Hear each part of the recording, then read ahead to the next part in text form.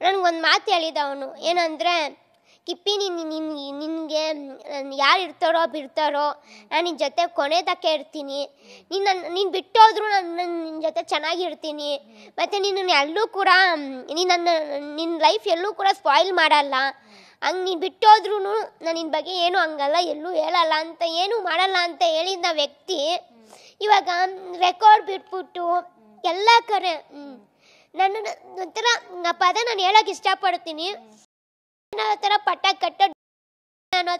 ಕಟ್ಟೋನೆ ಮೂರು ಹುಡುಗರ ಜೊತೆ ಆ ಥರ ಈ ಥರ ಸಣ್ಣ ವಯಸ್ಸಲ್ಲಿ ಎಲ್ಲರೂ ತಪ್ಪು ಮಾಡ್ತಾರೆ, ಯಾರೂ ಮಾಡಲ್ಲ ಅಂತಲ್ಲ.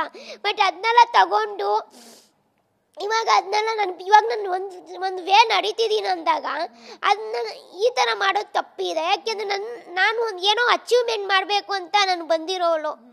ಏನೋ ನನ್ನ ಲೈಫಲ್ಲಿ ತುಂಬ ನೊಂದಿದ್ದೀನಿ, ಎಲ್ಲರಿಗೂ ಗೊತ್ತು. ನಾನು ಹೊಂದಿರೋ ಪ್ರತಿಯೊಬ್ಬರಿಗೂ ಗೊತ್ತು, ನನ್ನ ಅಕ್ಕಪಕ್ಕ ಜನಗಳಿಂದ ನನ್ನ ಫ್ಯಾಮಿಲಿ ಎಲ್ಲರಿಗೂ ಗೊತ್ತು. ನಾನು ತುಂಬ ನೊಂದ್ಬಿಟ್ಟಿದ್ದೀನಿ.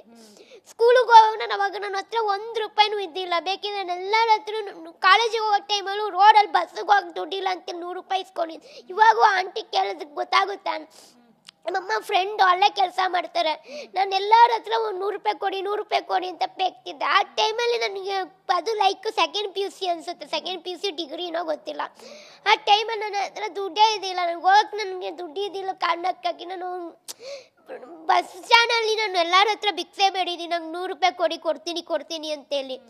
ಅದು ನಮ್ಮಮ್ಮನ ಫ್ರೆಂಡ್ ಪಪ್ಪ ಕೊಟ್ಟಿರೋರು ನಾನು ವಾಪಸ್ ಕೊಡೋಕೆ ಬಂದಾಗ ಇಸ್ಕೊಂಡಿಲ್ಲ.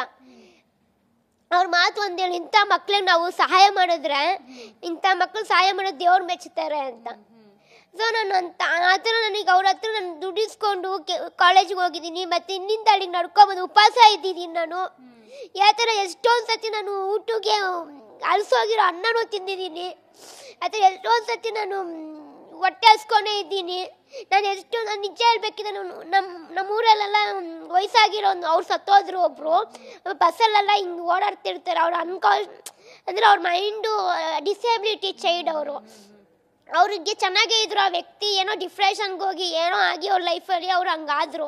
ಸೊ ಅವ್ರು ಫೋನ್ ಎತ್ಕೊಂಡು ಅದೆಲ್ಲ ನಮ್ಮೂರು ಎಲ್ಲರಿಗೂ ಗೊತ್ತಿದೆ. ಅದು ಯಾರು ವಿರಾಜಪೇಟೆಯಲ್ಲಿರೋರ್ಗೆಲ್ಲರಿಗೂ ಗೊತ್ತಿದೆ. ಅದು ರೋಡಲ್ಲೆಲ್ಲ ತಿರುಗ್ತಿದ್ರು ಫೋನ್ ಹಿಡ್ಕೊಂಡು. ಆ ವ್ಯಕ್ತಿಗೆ ನಾನು ಕಾಲೇಜಿಗೆ ಬರ್ತಾ ಇರುವಾಗ ದಿನ ಬಿಸ್ಕೆಟು ಆ ಥರ ಎಲ್ಲ ತೊಗೊತವು. ನನ್ನ ಫ್ರೆಂಡ್ಸ್ ಎಲ್ಲ ನನಗೆ ಅವಾಗೆ ಉಗಿತಿದ್ರು, ಏನು ಕೊಡ್ತೀಯ, ಅವನು ಹುಚ್ಚ, ಏನು ಕೊಡ್ತೀಯ, ಹಂಗೆ ಅಂತ. ನಾನು ಅವ್ರಿಗೆ ಬೈತಿದ್ದೆ, ಯಾರು ಹುಚ್ಚ, ನೀವುಗಳು ಹುಚ್ಚು ಅಂತೆಲ್ಲ ಬೈತಿದ್ದೆ.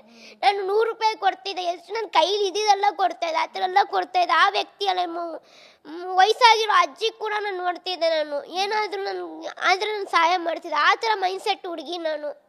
ಆ ಥರ ನಾನು ಎಲ್ಲೋ ಅವ್ರಿಗೆಲ್ಲ ಹೆಲ್ಪ್ ಮಾಡಿದ್ದಕ್ಕೆ ಇವಾಗ ಆ ವ್ಯಕ್ತಿ ಇಲ್ಲ, ತೀರ್ಕೊಂಬಿಟ್ರು. ಏನೋ ಹಾಗೆ ಅವ್ರು ತಿರ್ಕೊಂಬಿಟ್ರು. ಆ ಥರ ಆ ವ್ಯಕ್ತಿಗೆ ಅಂಥವ್ರಿಗೆ ಸಹಾಯ ಮಾಡಿದ್ದಕ್ಕೇ ನನಗೆ ದೇವ್ರು ಇವಾಗ ಚೆನ್ನಾಗಿ ಇಟ್ಟವ್ರು ಅಂತ ಹೇಳೋಕೆ ಇಷ್ಟಪಡ್ತೀನಿ. ಇವಾಗೂ ಅಷ್ಟೇ ನಾನು ದುಡಿತಿದ್ದೀನಿ. ಆದರೆ ನಾನು ದುಡಿಯೋ ದುಡ್ಡು ನಾನು ಏನು ಮಾಡ್ಕೊತೀನೋ ಇಲ್ವೋ ಬೇರೆಯವ್ರಿಗೆ ಜಾಸ್ತಿ ಮಾಡೋಕೆ ಹೋಗ್ತೀನಿ. ಇವಾಗ ಯಾರೋ ನನಗೆ ಏನೋ ಕೇಳ್ತಾರೆ ಅಂದರೆ ನಾನು ಕೊಡ್ತೀನೋ ಇಲ್ವೋ ಯೋಚನೆ ಮಾಡ್ತೀನಿ, ಕೊಡಬೇಕಾ ಬೇರೆ. ಇವಾಗ ನಾನು ಯೋಚನೆ ಮಾಡೋ ಸಿಚುವೇಶನ್ ಮುಂಚೆ ನಾನು ಯಾವ ಯೋಚನೆನೂ ಮಾಡ್ತಿದ್ದಿಲ್ಲ.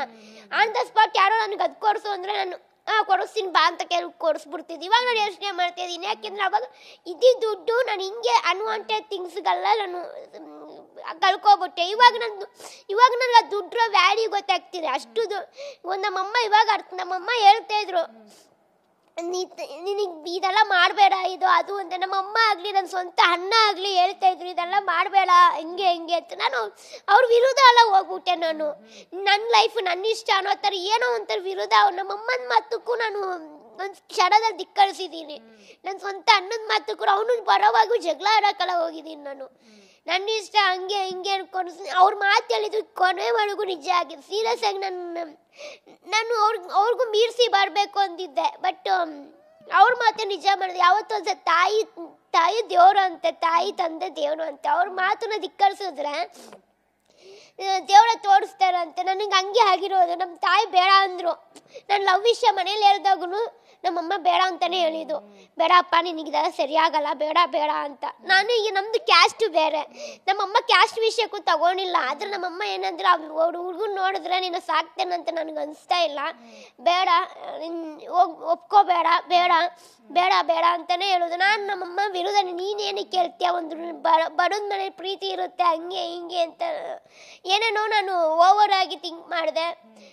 ನಮ್ಮ ಅಣ್ಣಂಗೂ ಗೊತ್ತಿತ್ತು. ನಾನು ಫೋನಲ್ಲಿ ಮಾತಾಡುವಾಗ ನಮ್ಮ ಅಣ್ಣನೂ ಬೈದ, ಹೊಡೆದಿಲ್ಲ, ಬೈದಾಗೂ ಎದುರಾಕೊಂಡೆ, ನೀನೇನು ಹಂಗೆ ಮಾಡಿಲ್ವಾ ಹಿಂಗೆ ಮಾಡಿಲ್ವಾ ಅಂತೆಲ್ಲ ಎದುರಾಕೊಂಡೆ. ಅವನು ಎದುರಾಕೊಂಡೆ. ಯಾಗಿದ್ದಾಗಲಿ ಅಂತ ನಾವು ಲೈಫಲ್ಲಿ ಚೆನ್ನಾಗಿರೋಣ, ಬೆಸ್ಟ್ ಕಪಲ್ಸ್ ಆಗೋಣ ಏನೇನೋ ಅನ್ಕೊಂಡಿದ್ದೆ ಅಕ್ಕ. ನಾನು ಸೀರಿಯಸ್ ಆಗಿ ಏನೇನೋ ಅನ್ಕೊಂಡಿದ್ದೆ.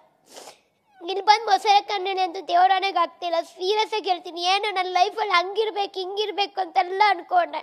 ಬಟ್ ಅದು ಯಾವುದೂ ಆಗಿಲ್ಲ ಅಕ್ಕ. ನಾನು ಟೂ ಫ್ರ್ಯಾಂಕ್ ಹೇಳ್ತೀನಿ, ಅದು ಯಾವುದೂ ಆಗಿಲ್ಲ. ಅದು ಯಾವುದೂ ಆಗಿಲ್ಲ ಅಕ್ಕ. ನಾನು ಸೀರಿಯಸ್ ಆಗಿ ಹೇಳ್ತೀನಿ, ನನಗೆ ಯಾವುದೂ ಆಗಿಲ್ಲ ನನ್ನ ಲೈಫಲ್ಲಿ.